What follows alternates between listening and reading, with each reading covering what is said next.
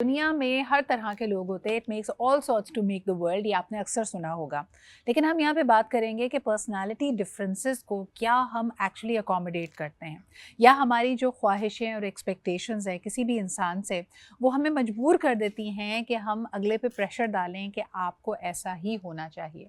मिसाल के तौर पर अगर कोई इंट्रोवर्टेड इंसान है, ख़ास तौर पर एक ऐसी फैमिली में जहाँ उसके इर्द गिर्द बहुत सारे एक्सट्रोवर्ट्स मौजूद हैं, घुलने मिलने वाले लोग हैं, गहमा गहमी को पसंद करते हैं, सोशलाइजिंग को पसंद करते हैं, तो वो एक शख्स अपने आप को बहुत अकेला, बहुत तन्हा और कई दफ़ा अटैक्ट भी फ़ील करेगा, क्योंकि उसको ये एहसास दिलाया जाएगा कि उसके अंदर कुछ गड़बड़ है, वो बहुत खुश्क मिजाज है। क्या वजह है कि वो लोगों से घुलना मिलना नहीं चाहता। और कभी कभार ऐसे सोशल प्रेशर्स में आप अपने ऊपर एक खोल चढ़ा भी लेते हैं, आप अपने आप को मुख्तलिफ अंदाज में प्रेजेंट करते हैं, लेकिन that can be very exhausting. इसके अलावा पर्सनैलिटीज़ अलग अलग तरह की होती हैं। कुछ हाइजीन कॉन्शियस पर्सनैलिटीज़ हैं, कुछ एक्सट्रोवर्टेड लोग हैं, कुछ इंट्रोवर्टेड लोग हैं, कुछ लोग हैं जिनका सर्कल बहुत सिलेक्टिव होता है, तो वो अगर घुलना मिलना थोड़ा सा फ़न करना भी चाहते हैं तो वो अपने सिलेक्ट सर्कल्स में करना चाहते हैं। ये पर्सनालिटी डिफरेंसेस ख़ास तौर पे टीम वर्क में, फैमिलीज़ में या फिर पार्टनर्स के बीच में बहुत आया होकर आते हैं। ऐसी सिचुएशंस जहाँ पे आपकी पर्सनालिटी डिफरेंस कोई कॉन्फ्लिक्ट की वजह बन जाए, उसको कैसे रिजॉल्व किया जाए, आइए ज़रा इस पे बात करते हैं।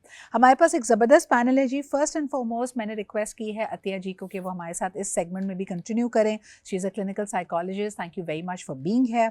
इसके अलावा सना कमाल हमारे साथ मौजूद हैं, जो कि एक पेरेंटिंग और रिलेशनशिप कोच हैं, and she can further elaborate कि अगर एक ही घर में पैदा होने वाले और पलने बढ़ने वाले बच्चे, उनकी पर्सनैलिटीज़ में भी डिफरेंस होता है, तो what kind of a pressure can it pose on the parent and the parenting style. So thank you very much Sana for being here with us. इसके अलावा जी डॉक्टर मखतूम बिलावल हमारे साथ मौजूद हैं, जो कि मोटिवेशनल कंटेंट क्रिएटर हैं। आपके भी आने का बहुत बहुत शुक्रिया। And last but definitely not the least, Shazia Rahman हमारे साथ मौजूद हैं, जो कि एक सीनियर मैच मेकर हैं। उनसे भी जानेंगे कि मैच मेकिंग में पर्सनैलिटीज़ का अंदाज़ा कैसे लगाया जाए, क्योंकि आप बड़े ब्रीफ पीरियड के लिए एक दूसरे से मिलते हैं। So thank you guys for being here. सबसे पहले अगर सना मैं आपसे गुफ्तगू का आगाज़ करूं, मुझे ये बताइए कि अक्सर लोग अस्यूम कर लेते हैं कि अगर पेरेंट्स ने तरबियत की है तो उनके तमाम बच्चों में कोई ना कोई एक आपको सिमिलैरिटी नज़र आएगी, लेकिन असलियत में ऐसा नहीं होता।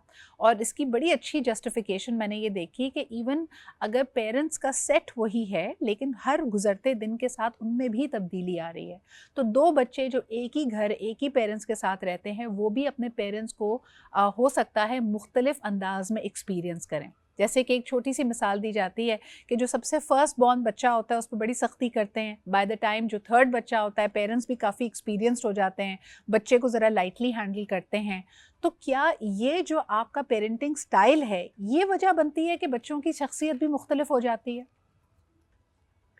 अस्सलाम वालेकुम। नहीं, पेरेंटिंग स्टाइल देखिए, एक अगर हम एक ही घर में रहते हुए डिफरेंट तरह के बच्चे, ज़ाहिर सी बात है, उनको रेज़ कर रहे हैं, तो पेरेंटिंग स्टाइल से जो एक सिमिलर चीज़ हम कर सकते हैं या जो रिफ्लेक्ट हो सकती है, वो उनके वर्च्यूज़ या उनकी अपब्रिंगिंग की कुछ नेसेसरी जो उनके हम वर्च्यूज़ या उनमें कोई क्वालिटीज़ देते हैं, वो हो सकता है।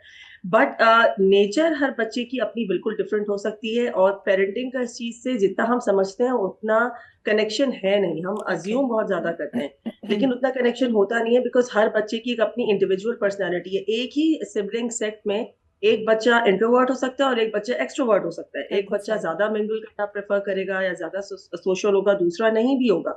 तो पेरेंट्स के लिए ये सिचुएशन नेविगेट करना कभी-कभी बहुत डिफ़िकल्ट भी हो जाता है, चैलेंजिंग भी हो जाता है, और उसके फिर अपने प्रेशर्स एडेड ऑन पेरेंट्स पर भी होते हैं। लेकिन to coming back to your question, नहीं, एक एक ही सिमिलर पेरेंटिंग सेट या सिमिलर फैमिली से बिल्कुल बच्चे ऐसी पर्सनैलिटीज़ अपनी अलग-अलग लेकिन देके निकल लेकिन सकते आप हैं ये जिनमें। अक्सर देखें कि बच्चों के अंदर ये अजम्पशन होती है। If I bring this to my panel in the studio, Atiya ji, अक्सर जो छोटे बच्चे होते हैं वो ये कंपैरिजन कर रहे होते हैं। उनका है ऐसा लगता है मेरे साथ ज़्यादा सख्ती करते हैं, ये अगर शरारत भी करता है, इसके नंबर कम भी आते हैं तो इसको इतनी डांट नहीं पड़ती, मुझसे परफेक्शन की उम्मीद ज़्यादा है। और कहीं ना कहीं हमारे जुमलों में ये झलक भी जाता है। अगर सबसे बड़ा बेटा है तो हम कहते हैं नहीं, जिम्मेदारी तुम्हारी है।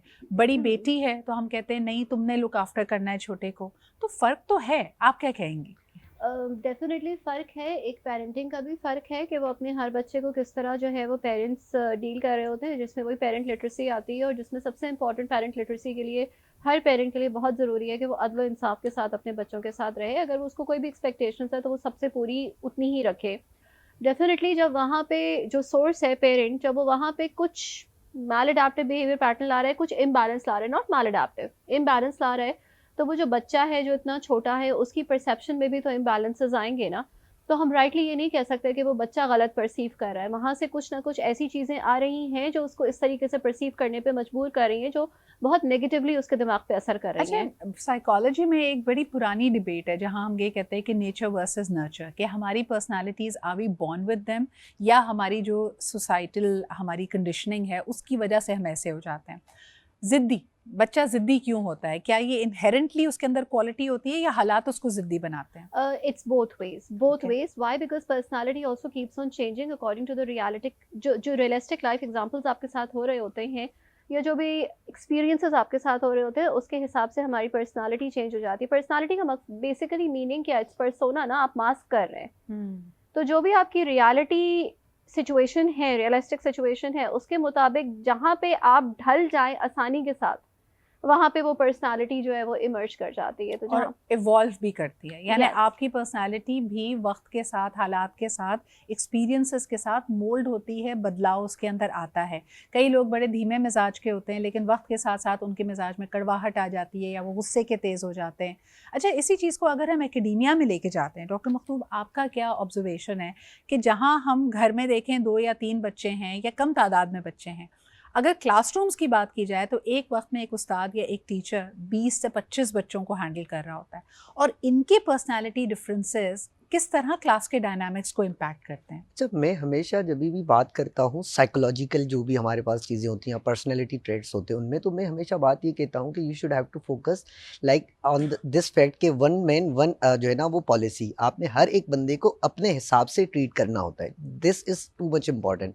हम क्या करें, एक बच्चा अगर बहुत अच्छा है, इफेक्टिव है, वो जल्दी चीज़ों को पिक कर लेता है, तो हम उसकी वजह से फिर दूसरे उस बच्चे पर जो है ना वही एक्सपेक्ट कर रहे थे, तुम ऐसा क्यों नहीं कर सकते, इसके बाद कौन से 8 हाथ हैं, इसके बाद कौन से 2 दिमाग है, लेकिन ऐसा नहीं कंपैरिजन होता। करते हैं फिर। एग्जैक्टली, बट हमें कंपैरिजन नहीं करना चाहिए। अगर वो बच्चा कुछ चीज़ों को पिक करने में तेज है तो माइट बी पॉसिबल ये है कि दूसरे बच्चे में चीज़ों को ना हैंडल करने का, मैनेज करने का, या फिर और कोई अच्छी जो है ना वो चीज़ हो सकती है।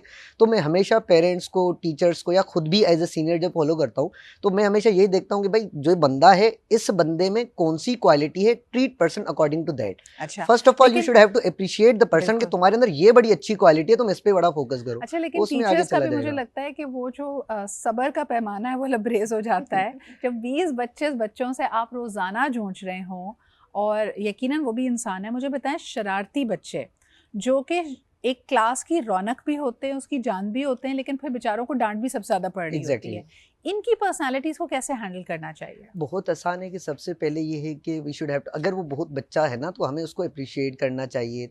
मतलब पत्थर भी ना पानी, अगर बार बार उस पर पानी गिरता है तो वो गल जाता है, तो हमें बार बार उस पर कोशिश करनी चाहिए, अप्रिशिएट करना चाहिए। वो जिस चीज़ को शरारत कर रहा है या वो शैतानी कर रहा है, तो उसमें बड़ा डिफरेंस होता है। एक चीज़ होती है कि अगर वो शरारत कर रहा है और क्लास मोंटेसरी की है, मतलब अप टू 10 है, तो हमें उसको एक्सेप्ट करना चाहिए कि बच्चे ऐसा होता है, बट अप टू लिमिट हमने उसको रखना चाहिए। एटलीस्ट मैं हमेशा ये एक्सपेक्ट करता था, क्योंकि I was the back bencher of my class, तो मैं हमेशा ये एक्सपेक्ट करता था कि जब मैं शरारत कर रहा हूँ, मजाक कर रहा हूँ, तो एट दैट मोमेंट मुझे वो मतलब छोड़ा जाए। फिर आफ्टर दैट मुझे अगर समझाया जाता था, बोला जाता था कि तुम क्लास में ये करते हो तो इस तरह से होता है, तो मैं फिर उसको मतलब एक्सेप्ट भी करता था। अच्छा, जब आप तो शरारती थे और आपने खुद एडमिट हाँ किया कि हाँ आप बैक बेंचर थे, बिल्कुल। तो टीचर्स का रवैया आप सुनते किसकी ज़्यादा थे? रिस्पेक्ट किस टीचर की ज़्यादा होती है, जो सख्ती करते थे, जिसका रोब होता था, या जो प्यार से समझाते हैं? जो प्यार से समझाते और अच्छा पढ़ाते थे। हमेशा ये हाँ। होता था कि मैं ना हमेशा टीचर्स को ऐसे कंपेयर करता था, अच्छा ये टीचर पढ़ाता है, ये वाला टीचर ना वो पिलाता है। पिलाता मतलब वो चीज़ें ना समझाते, तो उसकी क्लास में बड़ा मज़ा आता था, दिल भी नहीं चाहता था मज़ाक करें या फिर करें, तो इतना कंसंट्रेटेड यानी वे में एक करते थे। तरह से ये एक टीचर की बड़ी रिस्पॉन्सिबिलिटी होती है कि क्लास में हर बच्चा मुख्तलिफ शख्सियत का है। जो पढ़ाकू बच्चे, जो नर्डी हैं, शायद उनकी फोकस, उनका अटेंशन लेना ज़्यादा मुश्किल ना हो, लेकिन जिनका जो डिस्ट्रैक्टेड होते हैं, जो शरारती बच्चे होते हैं, जिनका बहुत इंटरेस्ट नहीं है, उनका इंटरेस्ट डेवलप करना, उनकी अटेंशन को अपने पास रखना, दैट इज़ द चैलेंज। लेकिन जी अब आते हैं जब ज़रा एडल्टहुड की तरफ, जब आपकी पर्सनालिटीज़ वैसे तो कहते हैं 8 साल की उम्र में सेट हो जाती है, और फिर उसके बाद काफ़ी चीज़ें आपकी पर्सनालिटी का हिस्सा हैं। हमें मौका नहीं मिला, एक छोटा सा ब्रेक लेते हैं, वापस आके शाज़े जी से गुफ्तगू शुरू करूँगी कि ख़ास तौर पे जब शादी ब्याह का मामला हो तो यानी इन लॉज की, या जब वो लड़की ढूंढने के लिए लोग निकलते हैं तो उनकी ख्वाहिश क्या होती है, किस किस्म की शख्सियत की तलाश होती है, और शख्सियत को परखा किस बुनियाद पे जाता है, पर्सनालिटी इसका डिफरेंस। अब इसको ज़रा ले आते हैं हमारी एडल्टहुड में, जिसमें एक बड़ा डिसीजन होता है कि आपको अपना पार्टनर पिक करना है। आमतौर पे जो रिश्ता हमारे यहाँ सिनेरियो है कि बाकायदा अरेंज मैरिजेस के लिए लोग निकलते हैं, मुझे बड़ी हैरत होती है कि ख्वाहिश तो ये है कि लड़की कम उम्र हो लेकिन समझदार भी हो, यानी उसकी उम्र 20-21 साल हो लेकिन उससे जहानत और समझदारी 40 साल की एक खातून की एक्सपेक्ट की जा रही होती है। ये अपने आप में एक बड़ा अलमिया है, and I think this goes the other way around is well. 26-27 साल के लड़की की आप शादी कर रहे हैं लेकिन उससे एक्सपेक्टेशन कि उसकी मिजाज में एक समझदारी हो, स्टेबिलिटी हो, बिल्कुल ऐसे जैसे कि वो पुख्ता उम्र का इंसान हो।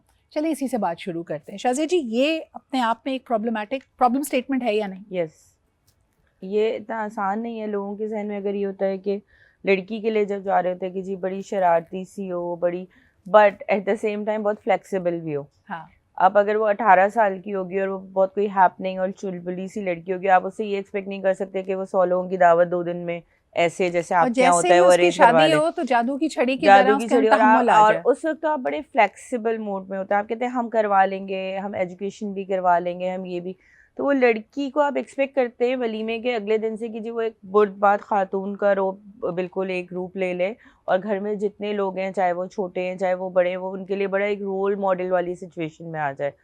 एट द सेम टाइम लड़के से आप ये एक्सपेक्ट करते हैं, चाहे वो किसी भी एज में हो, कि वो हमेशा ये कहा जाता है लड़की से ज़्यादा लड़के को जब भी कोई कॉन्फ्लिक्ट होता है बड़ों की तरफ से कि तुम तो समझदार हो, ये तो लड़की ज़ात है या ये तो औरत ज़ात है। लड़का यानी चाहे लड़की 24 से साल का भी हो, एक्सपेक्टेड है कि वो जज्बाती हो सकती हाँ, है, लड़के से नहीं हो सकता। हम्म। लड़के से आप हमेशा ये एक्सपेक्ट करते हैं कि वो नखरे उठाने वाला हो और वो बहुत ज़्यादा सेंसिबल हो, ताकि अगर कोई भी चीज़ हो तो वो उसको हैंडल कर सके। ऑपोजिट भी होता है।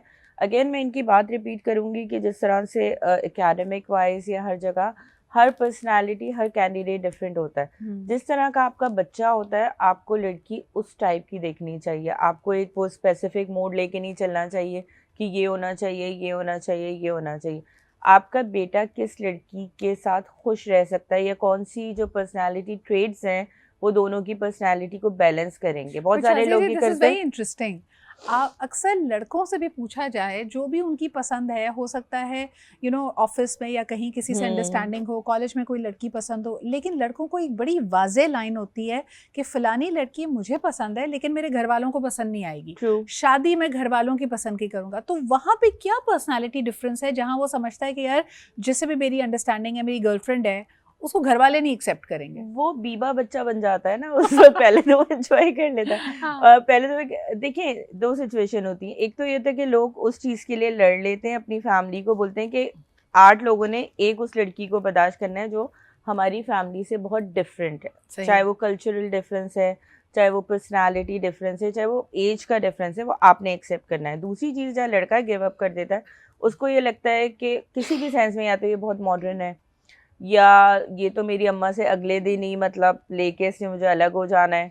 बहुत सारी चीज़ें उसको नज़र आ रही होती हैं, वो जो टाइम रिलेशनशिप में आई गुजरा वांट टू होता है। Take this one to Sana now. Sana is a relationship coach as well, क्योंकि आप अक्सर हमारे माशरे में ये सुनेंगे कि आपकी बहुत अरसे से अंडरस्टैंडिंग हो, सलाम दुआ हो, पसंदीदगी हो, लेकिन शादी के बाद आप अक्सर लोगों की शख्सियत का, उनकी पर्सनालिटी का एक अलग ही रुख देखते हैं।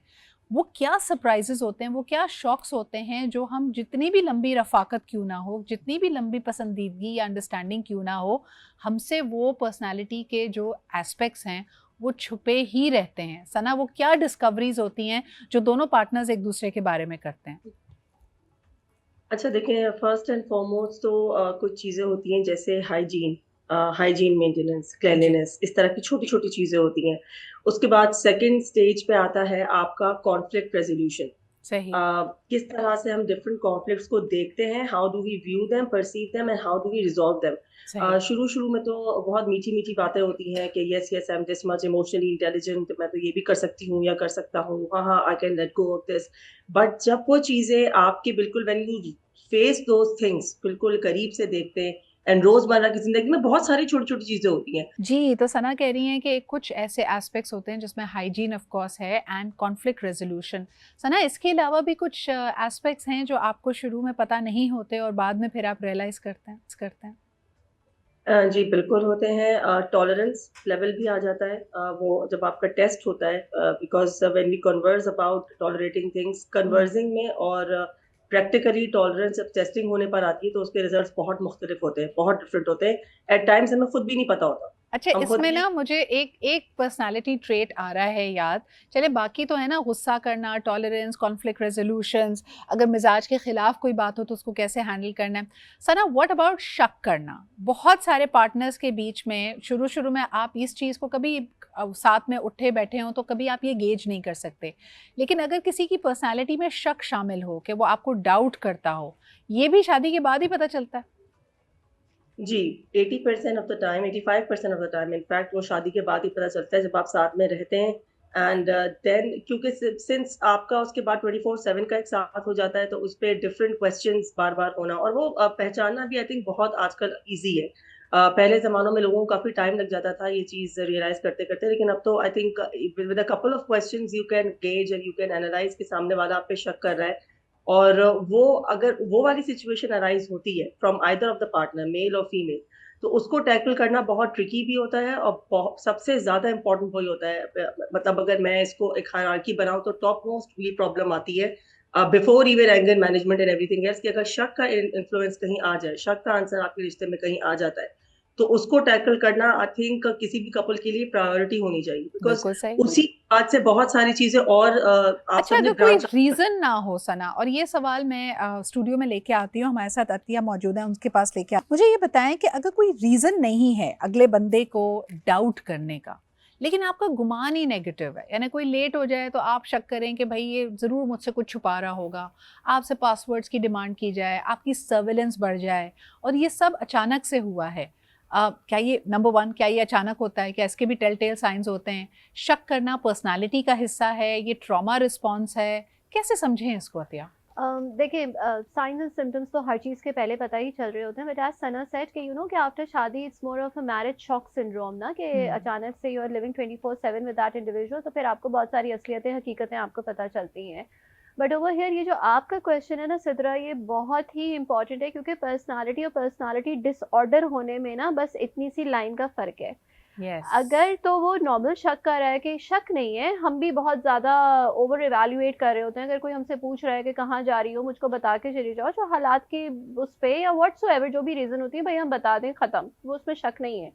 लेकिन अगर कोई कॉन्स्टेंटली हमें हर बात पे वो कर रहा है कि पासपोर्ट हो गया, लाइसेंस हो गया, या बहुत नीटी जिटी चीज़ों के पीछे भी आपके पड़ रहे हैं, तुम्हें तो तैयार क्यों हो रही हो, लिपस्टिक क्यों तुमने लगाई हो, हाँ, एग्जैक्टली सिंपल, इतनी देर हो गई, फोन क्यों नहीं उठाया तुमने मेरा, बहुत तुम simple किससे बात कर रही थी? हाँ, हाँ, ये भी बड़ा सिंपल कॉमन है। चीजें, परफ्यूम क्यों इतना लगाया हुआ है, इतना क्यों तैयार हो रही हो, Wow. Then you should be knowing this is not a personality trait, this is a personality disorder, क्योंकि ये पैरानोया के सिम्टम्स लेकर आ रहा है, सही। And that person should be taken for treatment. अच्छा, ये बात अगर मैं आगे लेके जाऊँ डॉक्टर मखदूम, अक्सर ऐसे लोगों के इनेबलर्स भी होते हैं।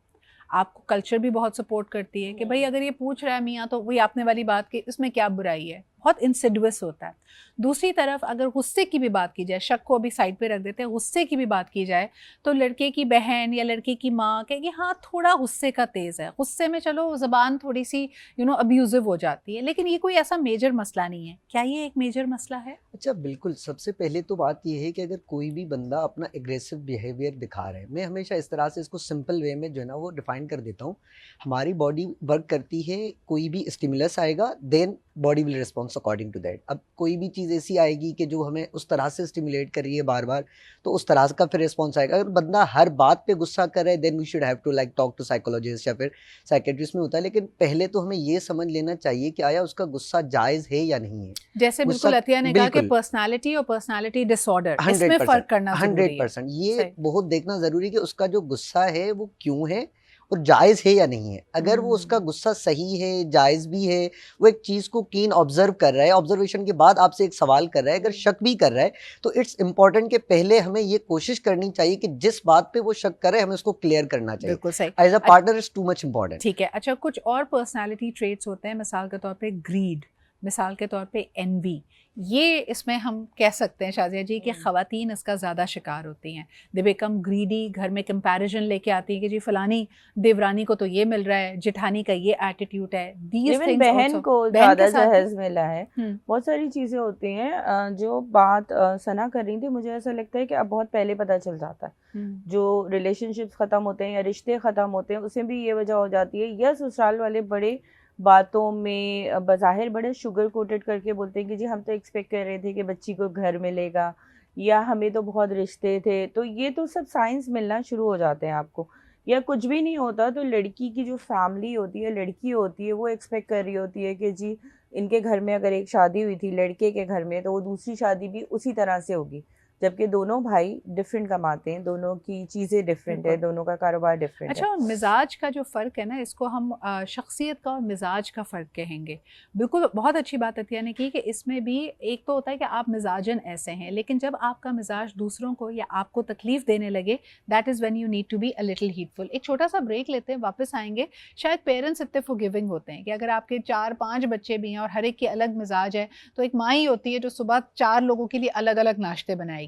लेकिन जब आप शादी होके एक जॉइंट फैमिली सिस्टम में जाएं, जहां सास की एक्सपेक्टेशंस शायद पहली जेठानी ने बहुत ख़राब कर दी है, जेठानी हर एक का ख्याल रखती थी, लेकिन अब आने वाली जो देवरानी है उसका मिजाज, उसकी शख्सियत मुख्तलिफ है, तो फिर कहाँ पे how do you create a balance? शख्सियात और पर्सनालिटीज़ का डिफरेंस सबसे ज़्यादा उभर कर आता है जब आपको कहीं पे भी टीम वर्क करना पड़े। पार्टनरशिप में ये होता है, वर्क प्लेसेस में ये होता है, ऑफिसेज, स्कूल्स और जॉइंट फैमिली सिस्टम्स में भी। अच्छा, इंटरेस्टिंग बात यह है कि जिन पर्सनालिटी डिफरेंसेस को आज हम जिन पे हंसते हैं या गोल्डन पीरियड कह के याद करते हैं पुराने वक्त को, ये उसी वक्त से बिल्कुल क्लियर होते थे। आप कज़न्स की बातें सुने, वो ये कहेंगे यार ये तो बचपन से ही ऐसा है, इसकी पर्सनालिटी हमेशा से ही ऐसी है, ये लूडो खेलता था तो बेईमानी करता था, ये जो ना हारने लगता था तो रोने लगता था। क्या ये पर्सनालिटी के जो हमारे ट्रेट्स होते हैं ये वक्त के साथ बदले जा सकते हैं? That is the key question. और ये सवाल सबसे पहले मैं सना आपके पास लेके आती हूँ कि बचपन से अगर किसी की पर्सनालिटी इंट्रोवर्टेड है, बहुत जल्दी सहम जाने वाली है, बहुत जल्दी दूसरों के लिए एक तरह से बिच जाने वाली है, अपने आप का स्टैंड नहीं लेते, क्या ये पर्सनालिटी ट्रेट्स वक्त के साथ, ग्रूमिंग के साथ, अपने ऊपर मेहनत करके, काम करके हम बदल सकते हैं? बिल्कुल किसी हद तक बदल सकते हैं सिद्रा, बट कंप्लीटली एक पर्सनालिटी ट्रेट को जिसके साथ एक बच्चा पैदा हुआ है एलिमिनेट नहीं किया जा सकता। ओके। उन पे वर्क जरूर किया जा सकता है, उनको ग्रूम जरूर किया जा सकता है वक्त और जरूरत के तहत। फॉर एग्जाम्पल, अगर एक इंट्रोवर्ट है, अब इंट्रोवर्ट्स की अगर हम वर्क प्लेस की बात करें, वर्क प्लेस एनवायरनमेंट की, since I have been a part of corporate world as well, तो introverts tend to do verbal communication के बजाय वो रिटन कम्युनिकेशन को प्रेफर करते हैं। मैं छोटी सी सही। एग्जाम्पल दे रही हूँ। So if I, being an introvert, एक मिसाल के तौर पे, if I join a workforce जहाँ पर verbal communication ज़्यादा prefer किया जाता है, so I can groom myself, I can work upon this, I can learn communication style and skills, उस ज़रूरत को, उस नीड को मीट करने के लिए ये ज़रूर किया जा सकता है। लेकिन completely एक ट्रेट एलिमिनेट कर देना, एक्सट्रोवर्ट को बिल्कुल इंट्रोवर्ट बना देना या इंट्रोवर्ट को एक्सट्रोवर्ट बना देना, ये completely पॉसिबल नहीं है। लेकिन हाँ, ग्रूमिंग इस चीज का बिल्कुल एक हिस्सा है वक्त और जरूरत के तहत, आई थिंक। और इस चीज के लिए सबको ओपन भी होना चाहिए। बिल्कुल सही। जो इंसान ये पोजेस करता है ट्रेड, उनको भी ओपन होना चाहिए, और जिन ऑर्गेनाइजेशंस में या जिन घरों में डिफरेंट ट्रेड्स के लोग मौजूद हैं उनको भी ओपन होना चाहिए एक्सेप्टेंस की। लेकिन कई दफ़ा जो शाइनेस है या लैक ऑफ कॉन्फिडेंस है वो ना तजुर्बेकारी से भी तो आती है ना, क्योंकि आपने लाइफ में एक्सपीरियंस ही नहीं किया होता। अगर मैं ये सवाल अतिया आपके पास लेके आऊँ, कई सेलिब्रिटीज़ हैं, पब्लिक सियासतदान हैं जो अपने बारे में ये बताते हैं कि जी हम बचपन में बहुत शाय हुआ करते थे, हमें बहुत शर्म आती थी, हम ज़्यादा बात नहीं करते थे, हम बड़ी धीमी पर्सनैलिटी थी। और आज जो रुख आप उनका जानते हैं, आपके लिए बड़ा मुश्किल होता है ये अंडरस्टैंड करना कि क्या ये शख्स इतना हसास, इतना शाय हो सकता था। तो वहाँ क्या होता है, कैसे चेंज आता है? बेसिकली पर्सनालिटी में या किसी भी चीज़ में चेंज ही उस वक्त आ रहा होता है जब आपको वो वैलिडेशन मिलनी शुरू हो जाती है। तो पीपल जो पहले होंगे, मैंने बताया ना कि पर्सनालिटी तो आपकी चेंज होती रहती है। हाँ, सना की बात से मैं एग्री करूंगी कि बिल्कुल 90 डिग्री नहीं चेंज हो जाएगी, क्योंकि वो एस्पेक्ट्स आपकी ज़िंदगी में रहेंगे। लेकिन अपने आप को सर्वाइवल ऑफ द फिटेस्ट उस जगह पे डालने के लिए आपने कोई ना कोई एक लिबादा ओढ़ा हुआ होता है, जो उसके साथ मैच करता है वही लिबादा जो है वो या आप गुड अपना एंड लेते बैड हैं। एक्सपीरियंस की वजह से आपकी लर्निंग भी तो होती है ना कि डेफिनेटली यार मैंने पहले इस चीज़ को चेक नहीं किया था, या मैंने अपनी कंसर्न्स को वॉइस नहीं किया और मैंने नुकसान उठाया। तो फिर आप जैसे अक्सर अगर हम इसको घर के माहौल में देखें, डॉक्टर मखदूम कहते हैं ना कि जी जब ब्याह कर लाए थे तब तो चूँ आवाज़ भी नहीं निकलती थी, फिर 2-3 साल गुजरे तो ज़रा आवाज़ आनी शुरू हुई, फिर बच्चे हो गए तो फिर चीख दाड़ की आवाज़ आना शुरू हुई। ये पर्सनैलिटी डिफरेंस 180 डिग्री आता है ख़वातीन में। वही ना, एनवायरनमेंट इफेक्ट करता है कि हाँ। आप जिस एनवायरनमेंट में जी रहे हैं, क्योंकि देखिए हालात तो बदलते रहते हैं और हालात की वजह से इंसान की भी साइकोलॉजी, उनकी एक तबीयत में, मिजाज में डिफरेंस आता रहते हैं। मतलब एक बंदा है वो काफ़ी हम्बल भी है, अब उसको कंटिन्यूअसली वो इस चीज़ से स्टिमुलेट हो रहा है, आगे चलकर उसकी भी वो चीज़ें हो जाएंगी। जैसे बच्चे हैं, बच्चे तंग करते हैं तो चीखने की आवाज़ तो ज़रूर आएगी। अब पहले बच्चे नहीं थे तो वो चीखो पुकार की आवाज़ भी नहीं थी। तो सिंपल वे है कि हाँ। ह्यूमन का ना, मतलब इंसान का ये होता है कि ही और she will act according to the environment and according to the stimulus. लेकिन जो बुरे चेंजेस हैं आपकी पर्सनालिटी में, I want to talk about that as well. जैसे अगर आपकी एक बड़ी पॉजिटिव अप्रोच थी ज़िंदगी को लेकर, लेकिन आहिस्ता आहिस्ता आपके अंदर नेगेटिविटी या पेसिमिज्म आता जा रहा है, ये एक ऐसा चेंज है जिस अच्छा, पे इस नज़र पर आप रखते इस नहीं पर हैं। मैं जी। एक बात ज़रूर यहाँ पे कहना चाहता हूँ। देखिए, सबसे पहले तो ये है कि अगर कोई बंदा आपको आके बताता है कि ये बंदा काबिल है, तुम्हें भी इसकी तरह बनना चाहिए, तो उस पर वक्त आपके पास 2 रास्ते होते हैं। सबसे पहला रास्ता ये होता है कि आप अपने अंदर देखें कि क्या वो स्किल आपके पास मौजूद है। अगर मौजूद है, you should have to work on that.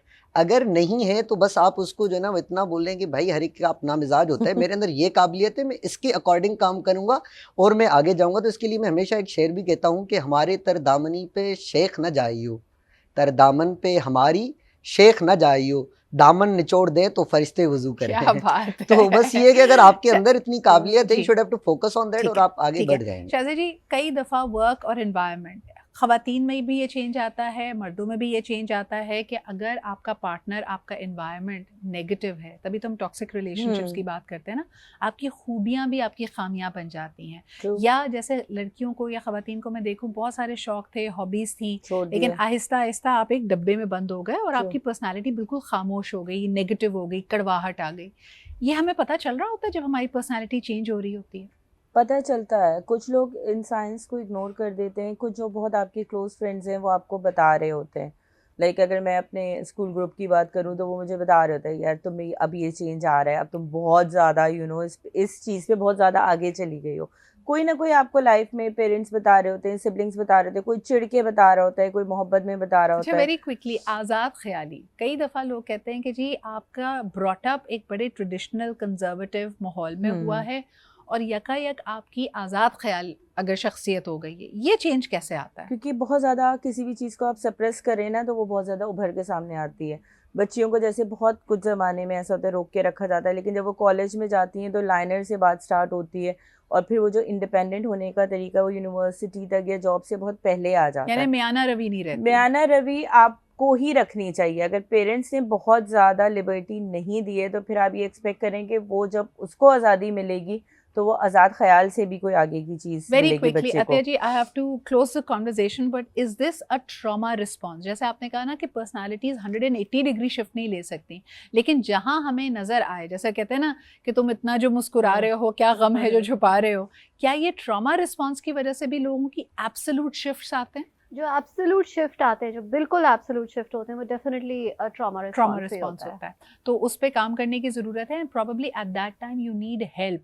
अगर आप बात कर सकते हैं किसी से तब ज़रूर बात करें। अगर आपको लग रहा है आपका कहीं ना कहीं जहन आपको किसी सिचुएशन को हैंडल करने का तरीका यही सिखा रहे हैं, यानी पहले अगर आपका हाथ बहुत खुला था तो यकायक आप बहुत कंजूस हो गए हैं, अगर आप पहले बहुत भरोसा करते थे यकायक आप शक्की हो गए हैं। ये सब चीज़ें ट्रॉमा रिस्पॉन्स में आती हैं and you should pay heed to that. बहुत शुक्रिया शाज़िया जी, हमारे साथ ही doctor Makhdoom, Atiya and Sana. It was a pleasure to talk to all of you. इसी के साथ हमें इजाज़त दीजिए, इंशाल्लाह ताला कल आपसे फिर मुलाकात होगी। अपनी पर्सनालिटीज़ के लिए सबसे पहले अपनी पर्सनालिटी ट्रेट्स के लिए एक्सेप्टेंस लेके आइए। लेकिन अतिया ने बहुत अच्छी बात की कि पर्सनालिटी ट्रेट और पर्सनालिटी डिसऑर्डर के बीच में फ़र्क करना सीखिए, और अगर आप डिसऑर्डर की तरफ बढ़ रहे हैं then get help, or get help for the person who you feel is going through that. इसी के साथ मुझे इजाज़त दीजिए, खुदा हाफ़िज़।